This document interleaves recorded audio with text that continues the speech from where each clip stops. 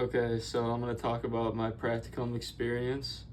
So I did three different experiences. I was shadowing an operative sales rep and a physical therapist and also a physician's assistant.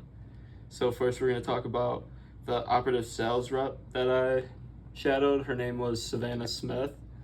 I made this connection with her because my cousin is an orthopedic surgeon and he was in his fifth year of residency at Duke, and he kind of just set me up with her. We did our My time observing her was at the Durham VA healthcare system, and then also the UNC Health Rex Hospital. A little bit about Savannah. She is a small distributor of four different companies. So she distributes to each of those companies, but she also works for each of those companies. Um, she's a part owner in one of the companies specifically. It's called Total Joint Operations, and it's a lot of knee and hip replacements. And then we kind of the day in the life of an operative sales rep. So you're always in the operating room. It's kind of something that not everyone can do. It's based on kind of your personality, how you like the operating room. I personally loved it, and I thought it was a great experience for me, and making that connection with her was great for me. So me personally, I observed 4 or 5 total knee replacements in the OR, which was an unreal experience for me.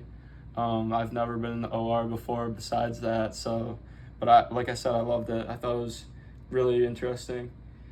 So basically what an operative sales rep does is they make sure that the whole surgery goes smoothly. So they want to make sure that they're helping the surgical tech who basically hands the tools to the surgeon, so that the operative rep needs to know every step of the surgery that's going to go on, because they'll need to help the tech or the nurse basically hand the tools to the surgeon when they need it in a timely fashion, because the OR is so it's just stressful sometimes. So basically you're helping the surgeon also because you're the most knowledgeable about this product that you sold to the center. So the surgeon might ask you questions about sizes or the type of material that you're going to be using. So it's the operative rep needs to know everything about their product because they're the expert on it, and that's why the surgeon needs them in the OR. So we basically spent a lot of our time preparing trays and preparing equipment in the storage room of the surgery centers, because in the storage room they keep all the implants, and when you bring the trays to the OR, you want to make sure you have more than enough sizes, more than enough different types of material, because you don't know what the surgeon is going to want to use for material. Each surgeon has their own preferences. So you basically need to be prepared for anything. You don't want to have to go run back to the storage center, or maybe not even have the part at the center during the surgery. So now we're going to talk about my time observing the physical therapist. His name was Joe Gravino, and he was located at Elite Spine and Extremities. I've known Joe for a long time. He helped me in high school. I had a rotator cuff problem, and I got surgery for it, and he helped me recover from that. A little bit about him: he has his doctorate in PT.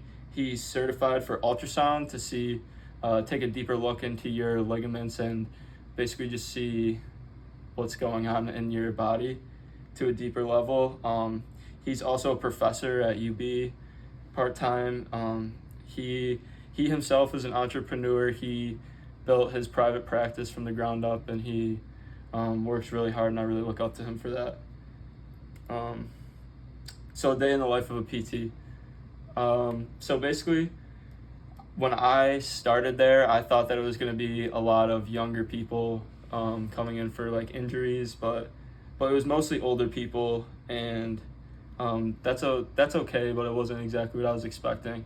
Um, but as you keep having more appointments with these people, you start to build relationships with them, and you start to gain compassion for how they're feeling about their injury, because their quality of life might be a little bit worse because of their injury. And so you really want to help them get better for yourself, because that's what you do, but also for them because you built that relationship with them.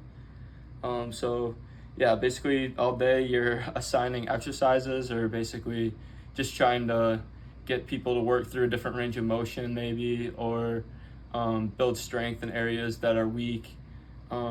So basically Joe was really good with nerve exercises, and he was really good at figuring out when people had nerve damage, or just nerves are maybe aggravated with someone. He's really good at fixing those issues. So there's one where he calls it the kick your head back. You basically sit on a chair and lift one leg up and kick your head back this way, and it helps with lower back pain, sciatica. There's also press your shoulder down. This helps with people who have shoulder inflammation, right? And through the front of their shoulder, you take your arm until you rotate it and press down, and that gives you a stretch of your nerve, and he says it milks the inflammation out. So an interesting case. So there was a 50-year-old man with lupus, and we ended up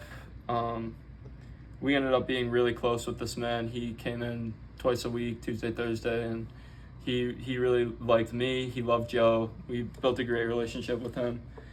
So because he had lupus, he had some of his pains got more painful.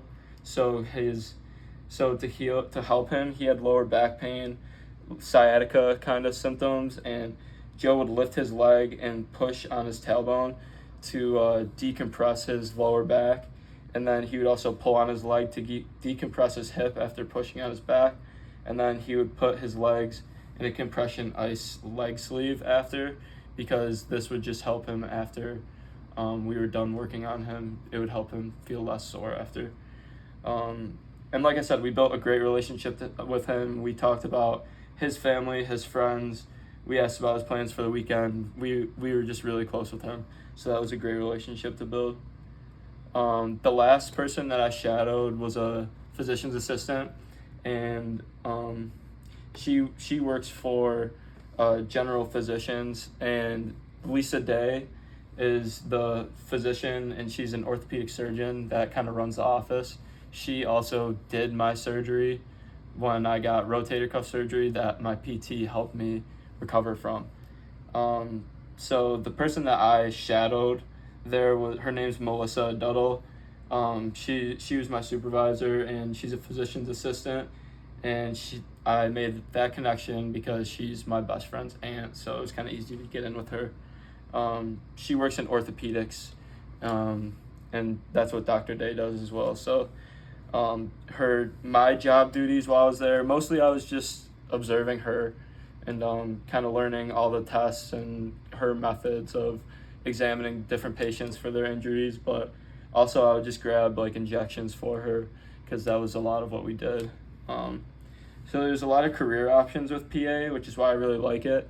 You can work in a hospital, physician's office, outpatient centers, nursing homes, and a lot more. There's a lot of different rotations while you're in PA school.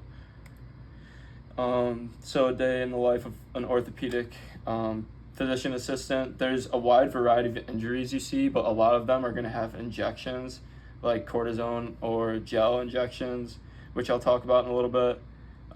Fractures, very common in younger kids and even older people. Arthritis is very common in older people as well. And then just work-related injuries and dealing with like workers' comp is another thing that they have to worry about. So yeah, talking about the injections. So the cortisone injection is mainly for someone who has a lot of inflammation in their joint. So someone might get a cortisone injection in their shoulder if it's very inflamed, because it's a direct anti-inflammatory. It's almost like giving you like a modified version of Motrin, but directly into the joint capsule. And then the gel injection is more for people who have like severe arthritis that aren't really trying to get a replacement yet. They will get the gel injection because it creates more space in the joint capsule when things are too cramped together. So then you always have to worry about MRI prescriptions. A lot of people just want the MRI right away because they feel like something is definitely wrong, and it's a whole system of how they have to do it. They have to give you certain recommendations before you can get the prescription for MRIs. And then kind of like PT, you have to be compassionate for your patients because they're going through something that you really haven't maybe been through, and you kind of just have to be there for them and want them to get better as you're prescribing them things to get better. And a lot of the job is prescribing different anti-inflammatories and... Okay, I found this on the web for prescribing them things to get better. Oops. Check it out.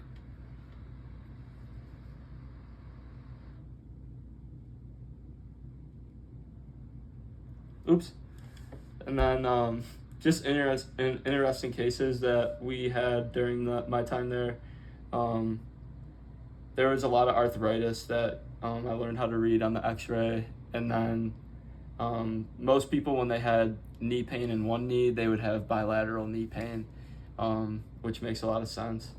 And then examining for fractures or tears with different tests. So I was taught the lateral Jobe test. So that's for your rotator cuff. You basically turn your arm out and have someone press down on it while you're pressing up to test if your rotator cuff is torn or maybe has damage. And then the Faber tests are flexion, abduction, external rotation of the hip, just to see if you have maybe a hip labral tear or if there's anything wrong with your hips. And then that's all.